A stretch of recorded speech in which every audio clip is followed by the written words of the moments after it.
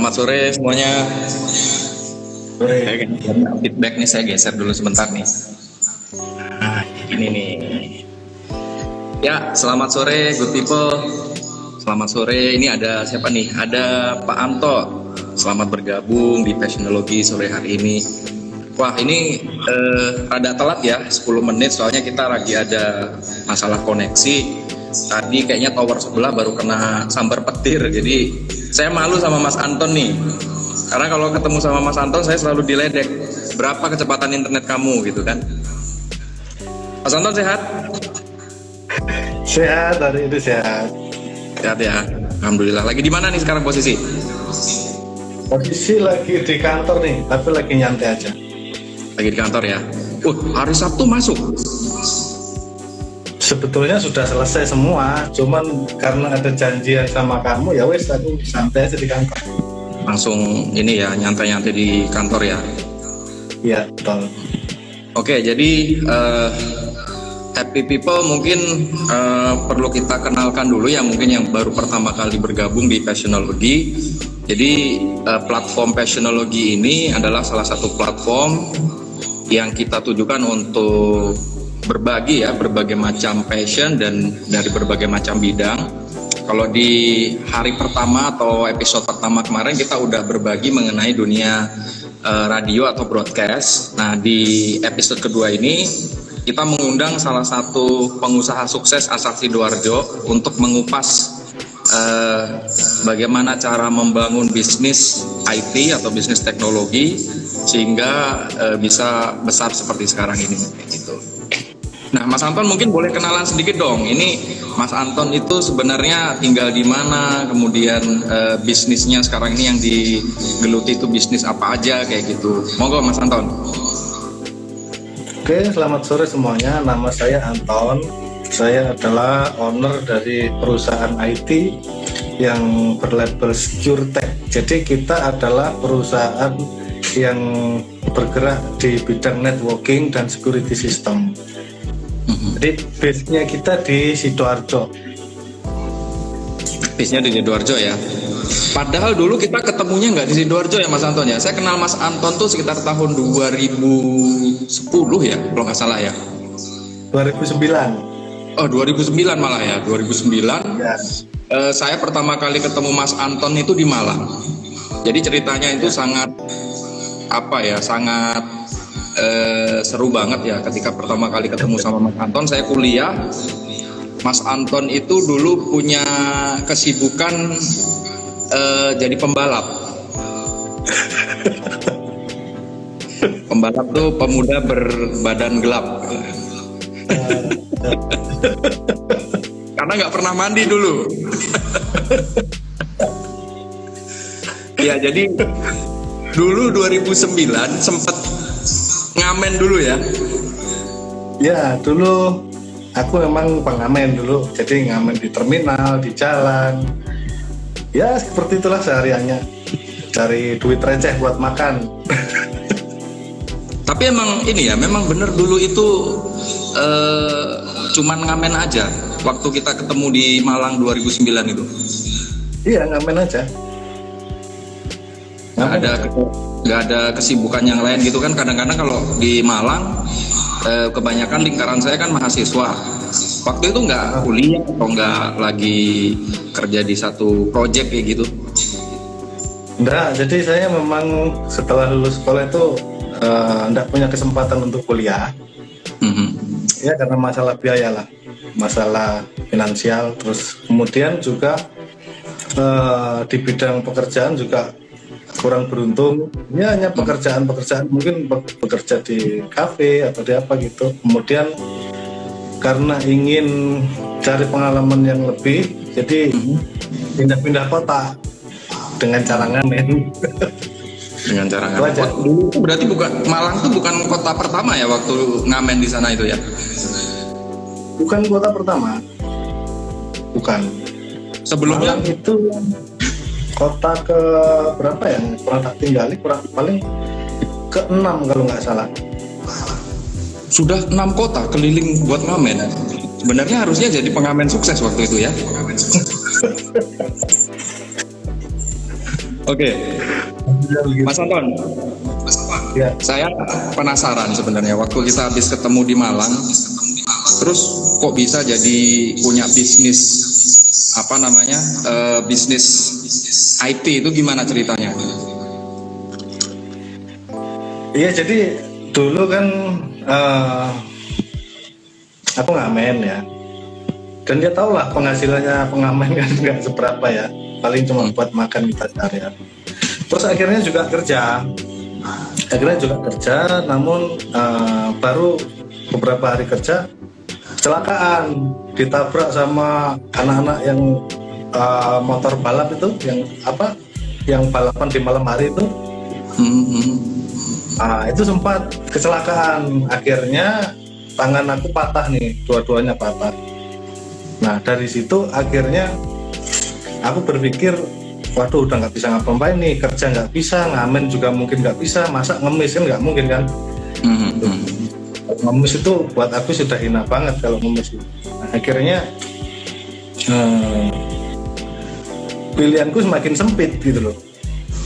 Aku berpikir waktu itu, karena fisik aku nggak bisa diandalkan, mestinya aku lebih mengandalkan otak. Jadi tenaga aku boleh kecil, otak harus tak besar ini. Gitu. Akhirnya untung waktu itu di Malang aku udah kenal kamu waktu itu di Malang. Jadi sebetulnya itu pertama kalinya aku pegang komputer, itu kamu yang ngajarin temen-temen di Malang tuh, ngajak main game, main bola, main PES itu ya. Itu waktu itu megang komputer aja tuh, nyalain aja takut meledak loh waktu itu. Karena memang sebelumnya nggak pernah pegang-pegang yang begituan ya. Nggak pernah sama sekali, jadi betul-betul gaptek level dewa. Jadi ini transformasinya kan sangat membuat saya kagum sebenarnya. Dari yang tahun 2009 kita ketemu itu nggak ngerti sama sekali tentang IT, ya kan? Sekarang boleh dibilang kalau urusan IT itu udah kayak keluar nomor 1 lah kalau saya bilang. Karena proyek yang dipegang sama Mas Anton kan bukan proyek ecek-ecek kan? Kayak proyek dari BUMN, proyek dari juga dari pemerintahan, juga dari perusahaan-perusahaan swasta juga banyak. Nah, setelah waktu itu aku habis kecelakaan ya, jadi sangat lama sekali aku nggak bisa ngapa-ngapain. Otomatis pilihan aku sangat sempit sekali. Bagaimana caranya aku mengembangkan intelektual? Waktu itu aku langsung pergi ke warnet nih. Itu bisanya cuma ke warnet doang. Mau kemana lagi? Gitu. Ya akhirnya sehari-hari aku cuma main di warnet gitu. Ya baca artikel, download film, cuma gitu-gitu doang. Sampai akhirnya aku tuh nyadar gitu, bahwa sebetulnya teknologi komputerisasi itu alat untuk kita berpikir sebetulnya, bukan mainan gitu. Sebenarnya alat untuk berpikir. Jadi gini, setelah tak perhatikan, lama-lama itu di komputer itu ada browser tempat kita mencari informasi kan, ada folder tempat kita menyimpan hasil pencarian kita, ada kalkulator, ada aplikasi apapun yang bisa kita pasang di situ. Itu sebetulnya alat untuk berpikir. Aku berpikirnya gitu. Kayak kan kita manusia itu butuh peralatan untuk mendukung aktivitas kita nih. Misalkan alat transportasi, kita mau ke Surabaya nih, kita jalan kaki bisa, cuman nyampainya sehari 2 hari mungkin baru nyampe. Tapi kita mau memanfaatkan alat supaya nyampe saya 30 menit, kita naik mobil bisa, kita naik motor bisa, kan seperti itu. Nah, akhirnya aku melihat komputer itu sebetulnya tidak lebih seperti itu. Cuman itu alat untuk berpikir. Jadi alat untuk otak, bukan cuman mainan atau alat untuk bekerja doang, tapi alat untuk berpikir. Aku melihatnya di situ. Karena apa? Ketika aku duduk di warnet di depannya komputer, itu aku jadi super jenius, merasa super jenius. Karena itu informasi dari situ semua. Karena aku bisa browsing, bisa mencari informasi dengan mudah kan gitu. Benar. Ntar begitu aku keluar dari warnet, jadi bodoh lagi, plongo gitu. Karena referensinya ada di warnet ya. referensinya ada di warnet gitu loh. Makanya aku akhirnya berpikir punya pandangan, kalau begitu sebetulnya teknologi IT itu sebetulnya alat untuk kita berpikir. Kalau kita mau jenius, kalau kita mau cerdas, kita harus menguasai peralatan untuk berpikir. Sama kayak kita mau ke Surabaya dengan cepat, kita harus bisa naik motor atau nyetir mobil, kan gitu. Ya. Kalau kita gaptek, otomatis kita akan lama untuk berpikir, kita akan lamban berpikir. Nah, dari situ akhirnya aku mulai cinta dengan teknologi IT. Aku rasa passion aku di dunia IT lahir dari situ sepertinya. Karena memang sebelumnya nggak ada bakat atau kemampuan IT waktu kita ketemu di Malang. Makanya saya heran juga gitu kan, setelah lama nggak pernah komunikasi gitu kan, tahu-tahu udah punya bisnis IT dan ngomongnya jadi nyambung banget sama saya. Kebetulan saya juga suka sama teknologi nih, happy people. Jadi kalau ngomong sama Mas Anton ini tentang perkembangan teknologi, gadget, terus jaringan, itu masih nyambung. Meskipun saya sama Mas Anton ini bukan orang IT ya, Mas Anton ya. Bukan. Latar belakangnya sama sekali bukan orang IT. Makanya ini yang kemudian menjadi milestone-nya Mas Anton gitu kan. Bukan dari orang IT, tapi dalam waktu yang nggak terlalu lama itu sudah mempunyai lompatan yang sangat jauh sekali gitu. Nah, Mas, setelah Mas Anton belajar tentang ilmu IT secara otodidak itu tadi, ya kan? Ya. Otomatis nggak langsung tiba-tiba punya bisnis kan? Ya, nggak langsung. Nah, gimana tuh? Yang sebelumnya mungkin yang saya kenal tuh Mas Anton tuh seorang pengamen, nggak punya apa ya istilahnya tuh pokoknya dapat hari ini dimakan hari ini lah, gitulah ya. Kalau orang pengamen dulu ya, istilahnya gitu. Jadi nggak ada future plan tuh kayaknya nggak ada dulu gitu. Nah, gimana ceritanya seorang yang 2009 nggak punya future plan, ya kan, tiba-tiba membangun bisnis IT? Ya, jadi gini, awalnya kan karena itu tadi kan nggak bisa ngapa-ngapain lagi kan, bisanya cuma di warnet. Kemudian dari situ dapat pencerahan gitu. Ternyata komputer itu sebetulnya alat untuk berpikir sebetulnya. Nah, dari situ aku mulai dapat optimisme nih. Mulai dapat optimisme. Oh iya, ternyata caranya untuk mengembangkan intelektual, aku harus menguasai teknologi komputer. Setelah itu, aku pelajari selama 2 tahun. Kebetulan 2 tahun itu memang tangan aku masih cedera ya, 2 tahun, jadi aku belum bisa kerja, belum bisa ngapa-ngapain. Akhirnya selama 2 tahun itu aku sudah menguasai betul teknologi jaringan, kemudian teknologi security system dan lain sebagainya sudah menguasai. Cuman akhirnya problemnya gimana nih caranya berbisnis, kan begitu problemnya. Untuk masalah product knowledge lah, sudah oke. Cuman masalah marketingnya gimana gitu, cara menjualnya gimana. Aku yakin bahwa aku mempelajari ilmu yang nilainya mahal sebetulnya. Cuman cara menjualnya itu nggak tahu sama sekali. Itu berlangsung berbulan-bulan itu. Bahkan waktu itu aku sampai pernah punya bisnis jualan film bajakan loh waktu itu. Oh, pernah juga ya? Coba bayangin. Jadi film-film action itu aku copy di disk. Karena dulu seperti itu kan, film di disk kan dulu. Dijual 10 ribuan kan gitu. Oh, jadi ke warnet ngopi film, terus di istilahnya di burn di VCD, dijual lagi. Iya. Awalnya gitu, ngopi film di warnet. Nah, internetnya di warnet itu kan lemot kan ya. Internet di warnet itu lemot. Aku masuk ke bandara gitu. Internet bandara di password semua kan gitu. Password semua. Aku belajar bagaimana caranya memecahkan mikrotik jaringan bandara gitu. Akhirnya aku pelajari nih teknologi mikrotik dan password wifi, gimana cara menerobosnya itu. Akhirnya selama beberapa hari akhirnya berhasil nerobos di bandara sini, dekat sini lah. Waktu itu internetnya speednya sudah 50 Mbps. Tahun itu sudah sangat kencang sekali 50 Mbps. Akhirnya tak buat untuk download film buat di copy, dijual di reseller VCD yang di pasar-pasar itu, tak supply itu. Oke. Jadi lama-lama aku juga mikir gini, jadi nyadari aku mempelajari sebuah sistem komputer, sistem jaringan, bobol sebuah wifi-nya bandara, bobol internet bandara hanya untuk mendownload film.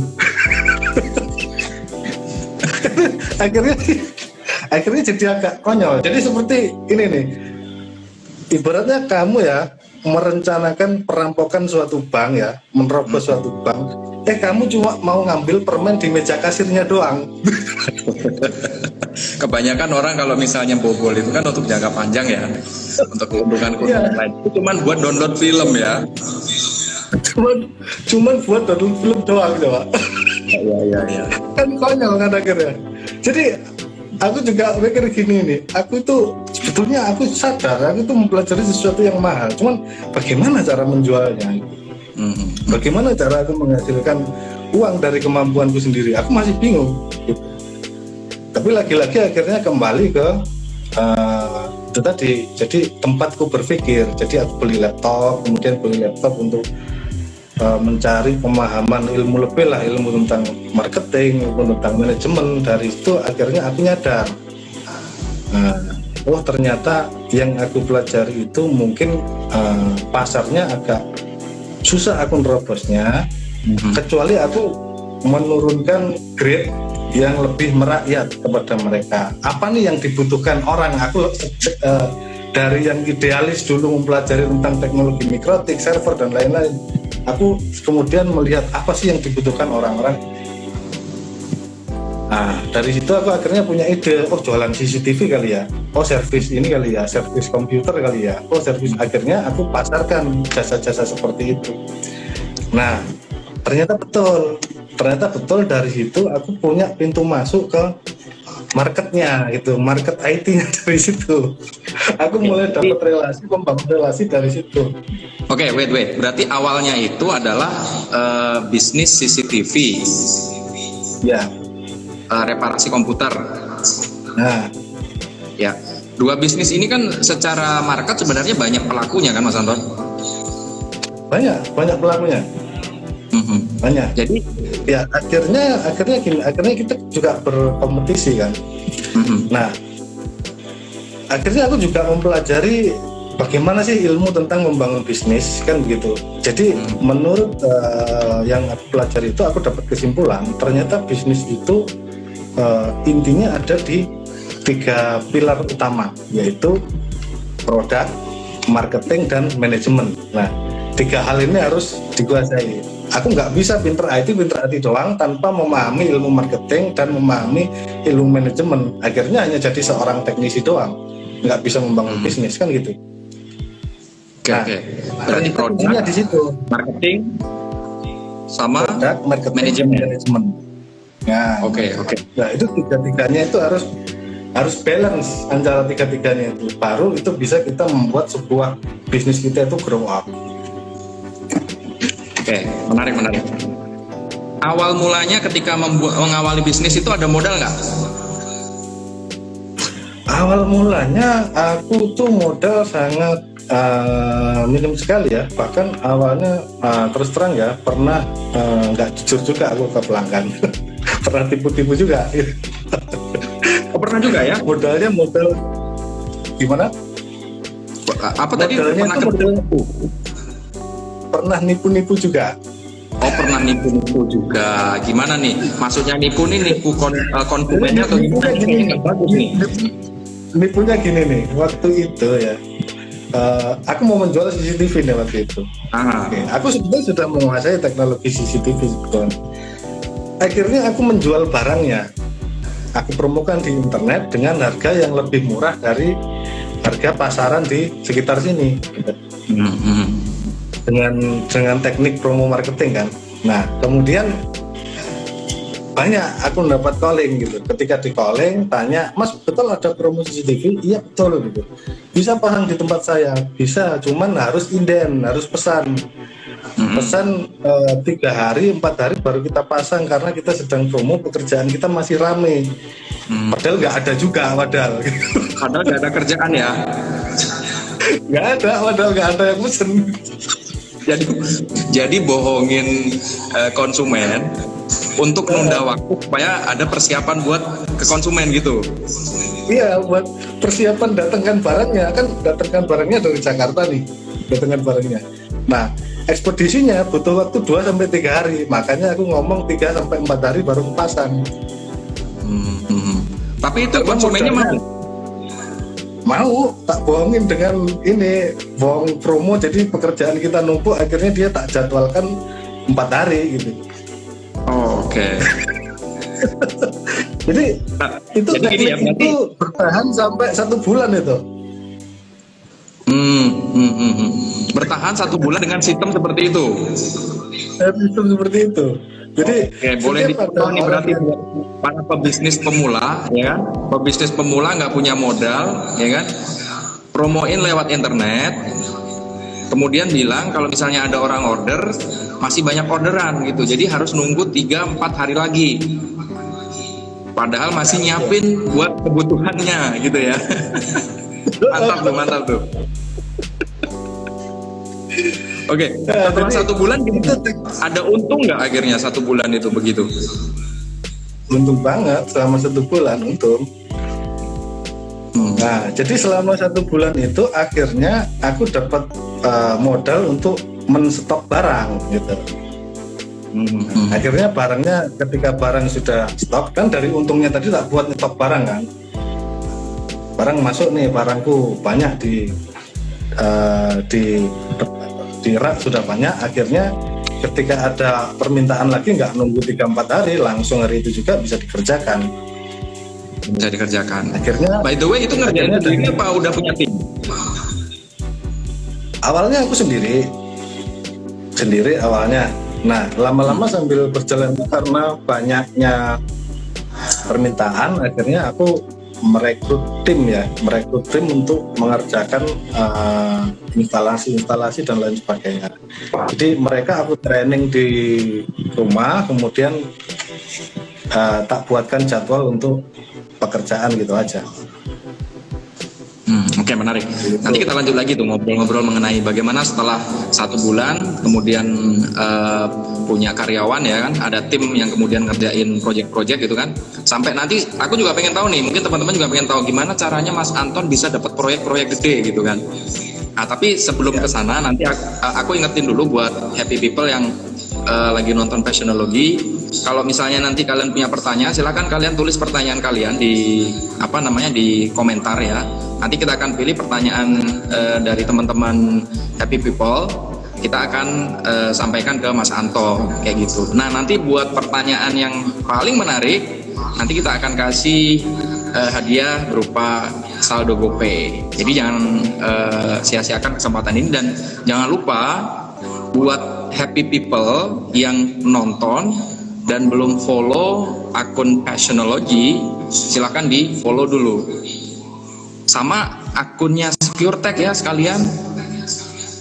Biar nanti kalau misalnya pengen tahu produk-produknya SecureTech itu perusahaan apa, atau mungkin juga mau kenalan sama Mas Anton, nanti bisa langsung DM Mas Anton. Boleh kan Mas Anton?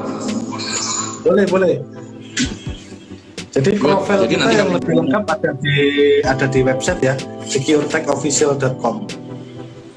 securetechofficial.com. Nah, teman-teman happy people boleh nanti kunjungi websitenya securetechofficial.com. Oke, sebelum ke pertanyaannya dari happy people nih, setelah punya karyawan, kemudian project dikerjain bareng-bareng, gimana ceritanya bisa dapat proyek-proyek gede? Atau masih proyek-proyek nipu-nipu konsumen kayak tadi?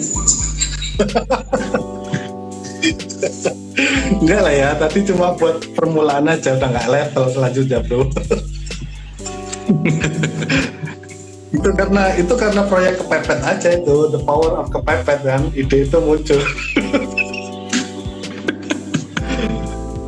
Jadi ada pepatah sih sebenarnya tuh, di mana orang susah itu biasanya kreatif. Betul ya. Jadi gini, jadi Ya, untuk gimana? untuk level kedua, untuk kelas project ya, kelas project itu sebetulnya yang kita andalkan adalah relasi, adalah Oke. adalah relasi kita di pasar. Kan awalnya itu kita susah dapat pasar kan awalnya. Nah, begitu kita sudah punya icon ya, awalnya icon kita adalah CCTV. Nah, di situ kita mulai dikenal sama pasarnya, kita mulai dikenal. Di situ relasi pun terbangun. Nah, dari relasi itu akhirnya kita penetrasi untuk yang kedua. Pak, kita juga bisa mengerjakan pekerjaan misalkan pembuatan server, pemeliharaan jaringan, terus kemudian instalasi GPS dan lain sebagainya. Nah, dari situ orang akhirnya mengetahui. Jadi kalau produk yang pertama kita jual itu kualitinya bagus, orang akan tertarik untuk melihat produk-produk yang lain, kan gitu. Ya, jadi, berarti customer service ya? Ya. Jadi kalau produk pertama yang kita jual itu bagus, orang akan cenderung ingin melihat produk-produk yang lain. Dari situ. Nah, dari situlah akhirnya kita sering diundang untuk membahas proyek-proyek yang lain. Nah, karena kan klien kita di CCTV itu sebetulnya kan dia juga pejabat-pejabat di instansinya mereka sebetulnya. Betul. Berarti misalnya gini nih. Jadi aku mau jelaskan gini. Jadi marketing yang paling bagus itu sebetulnya adalah quality. Ya.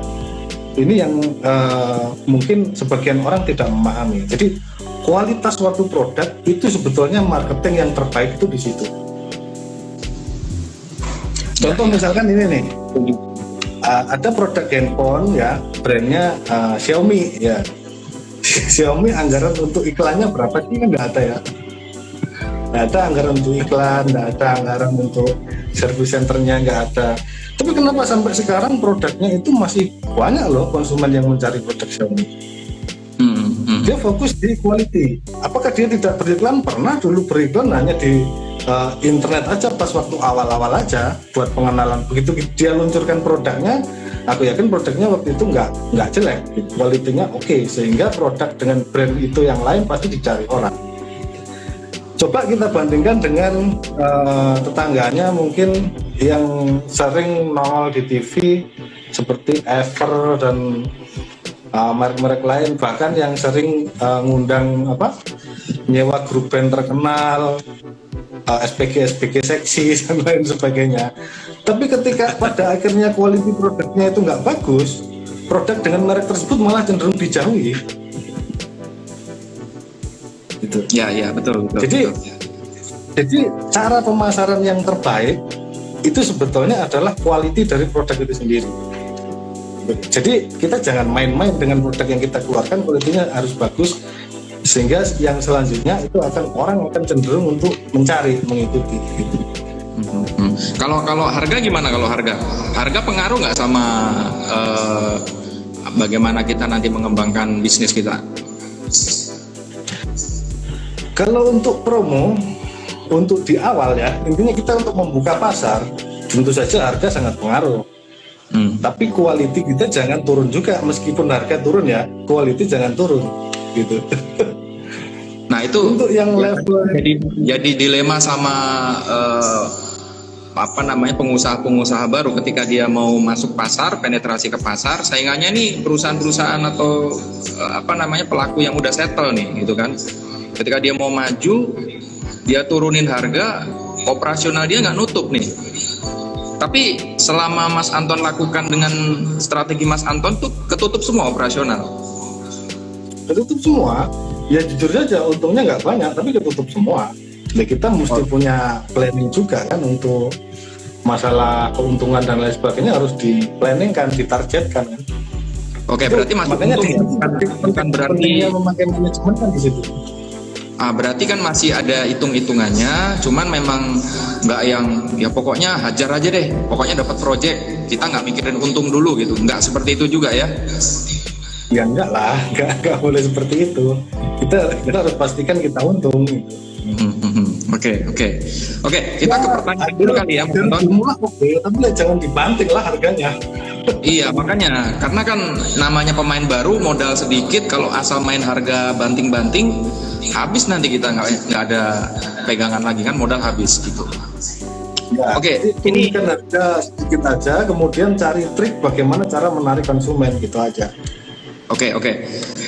Mas Anton, kita ke pertanyaan para pemirsa dulu ya, happy people yang udah bergabung di Passionology Live Instagram. Ada pertanyaan siapa? Saya mau nanya dulu sama teman-teman tim Passionology. Yang mana? Oke, ini dari Mega Kristi ini ya. Atau punyanya Panto ya? Oh, Panto ya, oke. Bagaimana peluang bisnis IT ke depan menurut Mas Anton? Masih terbuka lebar atau bagaimana? Kalau untuk bisnis IT, menurut saya ke depan itu masih sangat terbuka lebar ya, karena teknologi IT sekarang itu sudah tidak bisa lepas dari kehidupan kita sehari-hari. Oke. Setiap hari kita komunikasi menggunakan handphone, kita butuh jaringan internet yang bagus. Setiap hari kita membeli barang pun kita melalui marketplace sekarang ya, bukan secara fisik lagi. Jadi teknologi IT itu masa depannya itu sebetulnya masih sangat bagus. Jadi untuk anak-anak muda sekarang itu jangan menganggap remeh pengetahuan tentang teknologi, karena itu adalah alat untuk berpikir sebetulnya, bukan mainan, bukan alat untuk main game, bukan. Tapi kalau produk-produk yang potensial untuk dibisniskan di bidang IT apa aja kira-kira kalau dari saran Mas Anton? Sebetulnya banyak. Kalau produk-produk di bidang IT yang mau dipasarkan itu banyak. Ada IT itu macam-macam ya. Ada bisnis IT itu tentang internet, ada juga tentang security system, ada juga tentang hardware atau perangkat kerasnya, ada juga misalkan menjual komputer dan lain sebagainya. Itu kita sebetulnya tinggal pilih saja mana yang kita tentukan sebagai produk yang bisa mendobrak pasar saja sebetulnya. Tapi kita harus sesuaikan dengan kebutuhan pasar kan, karena di masing-masing daerah kalau saya tahu itu biasanya beda segmentasi yang bisa kita masukin. Betul, itu betul sekali. Jadi setiap daerah itu segmen pasarnya itu sebetulnya beda. Makanya yang pertama kita harus kita harus membaca, kita harus mempelajari, yang kemudian kita mengendalikan pada akhirnya gitu. Membaca di sini bukan membaca buku ya, membaca sosial kita, membaca situasi, membaca kondisi. Kemudian kita pelajari apa yang sebetulnya dibutuhkan oleh orang. Terus kemudian kita kendalikan. Bagaimana cara kita bisa mengendalikan pasarnya? Akhirnya seperti itu. Kalau dari pengalaman saya sendiri di tempat saya ini di Sidoarjo ya. Di Sidoarjo itu kota industri. Jadi di sini banyak karyawan industri itu banyak. Ya. Terus kemudian di Sidoarjo itu tingkat keamanannya juga rendah waktu itu. Nah, akhirnya kenapa aku bisa memilih untuk yang pertama produk yang tak jual adalah CCTV? Karena kalau aku mau menjual server, orang akan bertanya, apa sih itu mas? Kan nggak tahu kan? Kalau aku mau jual pengelolaan internet, buat apa sih itu mas? Kan ada beli kuota selesai, kan gitu. Ya betul. Kalau aku bilang aku menjual CCTV, orang nggak akan tanya, oh CCTV mas berapa harganya? Kan pasti seperti itu. Karena CCTV itu kita nggak perlu menjelaskan lagi, orang sudah paham, gitu. Ya kan? Makanya nggak sudah tahu. Makanya aku menganalisa dan orang di area sini, karena di sini area industri dengan tingkat keamanan sebetulnya rendah, orang banyak membutuhkan itu. Akhirnya aku mengambil CCTV sebagai ikon pertama nih yang tak pakai. Bahwa kita perusahaan yang melayani pengadaan security system CCTV. Aku ambil di situ. Yang produk-produk yang lain yang sebetulnya produk-produk kelas advance ini tak taruh di belakangan. Oke. Supaya kita gampang diterima pasarnya, kita harus punya icon produknya. Gitu. Tapi ada produk-produk lain setelah CCTV itu yang kemudian nanti juga bisa dijual juga ya bersamaan dengan CCTV. Ya, jadi yang penting kita ngerti produk apa yang bisa digunakan untuk merebut pasar kan gitu. Oke, siap. Semoga menjawab pertanyaannya Pak Anto ya tadi ya. Oke, atau Bang Anto lah. Kalau Pak kok kayaknya kurang ini ya. Panggil abang aja ya, Bang Anto Siahaan. Salam kenal Bang Anto Siahaan. Kemudian ada pertanyaan lagi dari Mega Kristi. Nah ini kebetulan kan sekarang lagi pandemi nih Mas Anton. Pertanyaannya menarik. Bagaimana cara Pak Anton mempertahankan loyalitas pelanggan di masa pandemi? Kalau di masa pandemi ya, aku sebetulnya kurang tahu juga dampak untuk bisnis lainnya, kurang tahu ya. Tapi justru di masa pandemi ini kebutuhan komunikasi meningkat sebetulnya. Sekarang orang sekolah dari rumah, belajar dari rumah, otomatis setiap rumah butuh internet, butuh wifi kan gitu. Sekarang orang menggunakan teknologi daripada dia harus turun ke lapangan. Oke. Orang menguasai kantornya daripada dia harus kantor pasang CCTV. Jadi kalau di bidang saya sebetulnya justru kebutuhannya malah meningkat di situ. Tapi kalau di bisnis yang lain ya aku yakin banyak yang mengalami penurunan ya. Berarti secara nggak ada masalah dengan bisnis teknologi. Mas Anton makin kaya lah nih berarti selama pandemi ya. Ya di satu sisi ya secara pribadi ya. Tapi di sisi lain aku juga teman juga banyak yang mengeluh di masa pandemi ini. Jadi aku bingung nih, aku mau bersyukur apa prihatin nih. Tapi gini kan memang kalau namanya hukum alam tuh kalau misalnya ada satu yang loss, pasti ada satu yang dapat profit gitu. Sama kayak misalnya ada orang sakit, ada dokter yang yang menyembuhkan juga mendapatkan keuntungan dari adanya orang sakit. Kan gitu Mas Anton? Iya betul sih. Betul. Hukum alam ya. Selama pandemi ini nggak ada permasalahan yang cukup berarti sih ya. Selain itu saja sih di operasional mungkin karena kita sekarang menerapkan prokes ya, akhirnya ya banyak aturan-aturan yang mesti kita tambahin gitu aja. Mungkin lebih ke operasional ya. Operasional saja. Oke, kita ke next question. Kita karena di IG Live ini cuma ada 1 jam ya, kita ngebut nih tinggal ada sekitar 10 menit lagi. Pertanyaan ketiga ini, apa tanggapan Bapak tentang penyalahgunaan IT di beberapa bidang tertentu? Penyalahgunaan IT di bidang tertentu atau ini bisa kita sering sebut mungkin meretas ya, semacam itu ya. Meretas ya, sebuah sistem. Jadi sebetulnya gini, pada dasarnya orang yang di bidang IT itu dia melakukan sesuatu itu atas dasar kebutuhan ya sebetulnya. Meretas itu sebetulnya tindakan yang melanggar sebuah protokol sistem itu, coba dia langgar gitu. Tapi pada dasarnya atas dasar apa dia mau melakukan itu? Karena orang IT pun sebetulnya itu bekerja atas dasar ingin mendapat penghasilan. Kalau kita menjadi hacker kemudian kita dibayar, mungkin banyak orang yang melakukan. Tapi kalau hacker dan itu nggak dibayar, terus buat apa harus meretas sebuah sistem? Kalau dengan mengelola sistem itu kita dibayar, lebih baik kita mengelolanya daripada meretasnya.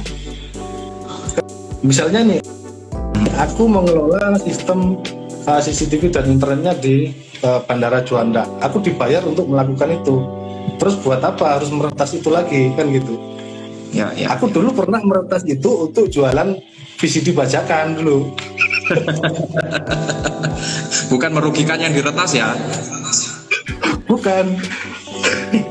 Kalau meretas yang merugikan kan meretas website untuk mengambil data-datanya kita jual di pasar gelap dan lain sebagainya. Kalau Mas Anton kan cuma mencuri bandwidth-nya aja karena juga butuh makan kan waktu itu. Ya buat makan, jadi mencuri bandwidth-nya kemudian untuk mendownload file film dijual ke pasar-pasar buat film-film bajakan itu dulu. Pernah meretas untuk itu. Sekarang aku dibayar buat mengelola sistemnya itu. Sebetulnya masalah penyalahgunaan teknologi IT itu sebetulnya ada faktor kepentingannya, tergantung kepentingannya apa sebetulnya. Aku rasa kalau orang nggak dapat keuntungan dari itu, orang juga nggak mau melakukan. Betul. Ya. Oke, semoga menjawab pertanyaannya Yani Wang. Ya, tadi pertanyaan Yani Wang. Masih ada pertanyaan yang mau kita up? Kita masih ada sekitar 7 menit ya. Nggak ada lagi? Masih ada? Oke, sebentar. Ini dari admin buka. Oh, udah habis. Ya, ini tadi karena kita ada permasalahan jaringan di sini, towernya kena petir, jadi rada susah nih HP untuk dioperasikan koneksinya yang punyanya admin ini. Oke, kayaknya sih sebelum ada nih satu ya. Ini dari Mbak Mega juga ya tadi ya. Apa arti kesuksesan menurut Pak Anton? Oke, 1 menit aja, Mas Anton. Arti kesuksesan itu mencapai apa yang kita inginkan gitu aja. Mencapai apa yang kita inginkan. Ya. Jadi kalau misalnya kita punya banyak keinginan, setiap kali keinginan kita tercapai gitu kita sukses. Iya. Setiap keinginan kita tercapai kita sukses. Jadi nggak harus misalnya kita punya harus kaya raya punya uang 1 miliar kayak gitu, nggak distandarkan di situ ya. Pokoknya setiap keinginan aja. Anak buah saya saja setiap hari dia sukses 2 kali 3 kali sehari. Oh ya. Jadi itu suksesnya? Iya, aku membuat aplikasi ya. Aplikasi itu berisi tentang jadwal-jadwal kerja karyawan saya nih. Ya. Jadi setiap hari dia melihat di aplikasi itu ada draft jadwal pekerjaan yang harus dia lakukan. Nah, setiap dia selesai mengerjakannya, nanti ada statusnya. Statusnya masih proses, ditunda, atau terakhir sukses. Nah, kebanyakan dia sukses 2 kali 3 kali sehari. Dia upload status sukses di situ. Ini berarti jadi setiap hari karyawan saya itu sukses 2 kali 3 kali sehari. Menciptakan karyawan-karyawan sukses ini luar biasa sih menurut saya ya. Ya, operasinya sukses. Jadi kan pekerjaannya berhasil sukses. Dulu saya mencari nafkah di jalanan ya, hanya ingin supaya perut saya tercukupi gitu aja, supaya terisi, perut saya terisi. Sekarang saya tidak perlu berpikir lagi bagaimana cara mengisi perut saya lagi karena sudah ada yang menyiapkan. Itu aja sudah saya anggap saya sudah sangat sukses. Itu aja. Itu aja. Oke, semoga menjawab tadi pertanyaannya dari Mbak Mega ya. Oke, karena kita terbatas di waktu, seperti yang saya sampaikan tadi, boleh nanti kalau happy people yang nonton Passionology mau kontak Mas Anton, langsung mau nanya-nanya mengenai masalah bisnisnya Mas Anton atau mau beli produknya Mas Anton, silakan langsung ke SecureTech Official ya, atau di DM di Instagramnya bisa juga ya Mas Anton ya? Bisa juga. Nah, nanti kalau mau ngomongin masalah harga dan lain sebagainya bisa kontak. Kalau misalnya teman-teman Passionology punya kantor, butuh CCTV atau mungkin security system atau mungkin butuh apalagi tadi ya, jaringan atau mungkin sistem yang lain, itu bisa didiskusiin sama Mas Anton. Oke, Mas Anton, kita akan tutup session Passionology atau Passion Talk edisi kali ini, tapi sebelum kita tutup saya mau bagi-bagi dulu saldo GoPay untuk para penonton atau happy people yang sudah gabung di Passion Talk kali ini. Begitu, saya akan pilih tiga yang akan mendapatkan saldo GoPay, dan tentunya 3 itu adalah 3 penanya ya, karena yang tadi nanya ada 3 orang kan. Oke, jadi saya ucapkan selamat kepada Mbak Mega, kemudian Pak Anto ya, Pak Anto, dan kemudian sama Yani Huang. Oke, silakan nanti kirimkan DM Passionology akun GoPay kalian ya. Nanti kita akan transfer saldo GoPay sebesar Rp50.000 untuk masing-masing nama yang sudah kita sebutkan tadi. Oke, Mas Anton, penutup. Ya, Pesan-pesan buat anak-anak muda atau penonton fashionologi yang ingin memulai bisnis apa nih? oke ya, buat anak-anak muda, keluarlah dari zona nyaman ya. Cobalah untuk membaca, mempelajari, dan kemudian kendalikan.